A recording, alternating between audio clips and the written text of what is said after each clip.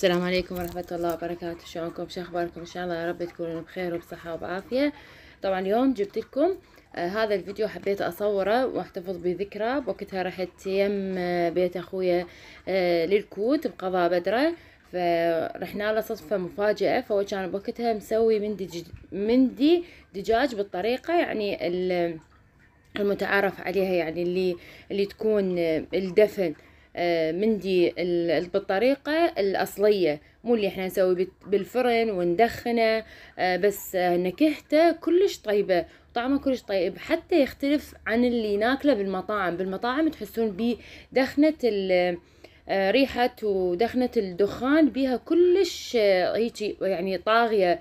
بس هنا لا، كان نكهته كلش طيب، لان باعتبار كلش يعني هافته النار وتفاصيلها كلش يعني بسيطة، ما يحتاج لها.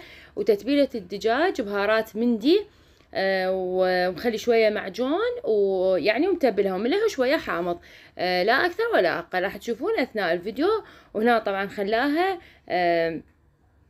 مدة ساعة إلا ربع، وبهيش طريقة يعني سواها، ما تاخذ وقت كلش هواي. هاي عنده هو حديقة، فحافر بالحديقة ومخلي مثل التانكي، ودائما يشوي بيه سمك الدجاج، طعمه كلش طيب. اللي عنده حديقة كبيرة انصحه يسوي هاي الطريقة، ويكون يعني تجربة كانت كلش حلوة وطعمها كلش طيب. اترككم تشاهدون الفيديو تستمتعون بيه. كان هذا نبض شو كان ما بي جمر، ها رش عليها ماي. يلا نوصل لهناك اشوف.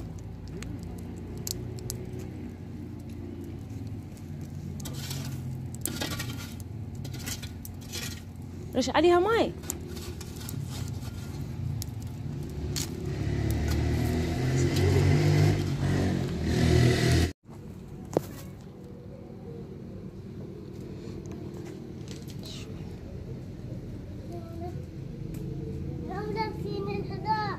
هسه راح نطب جوا. رجعت يا ميلي.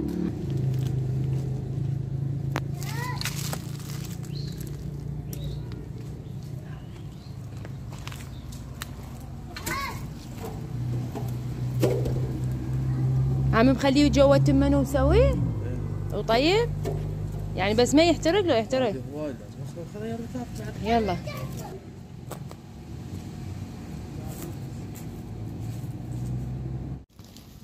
خليها هيك شوية.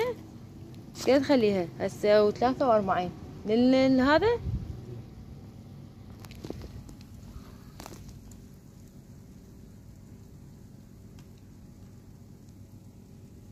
لل3. مو قلت لك انت لو تعرف شو تسوي؟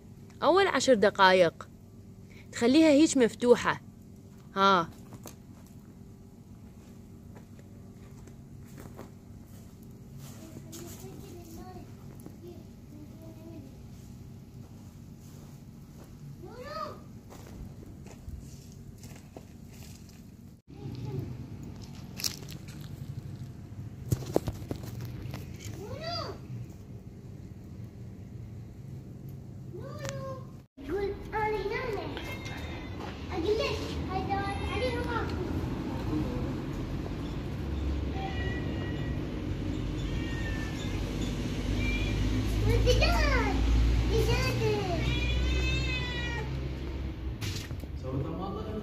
لا انت تريد طماطم؟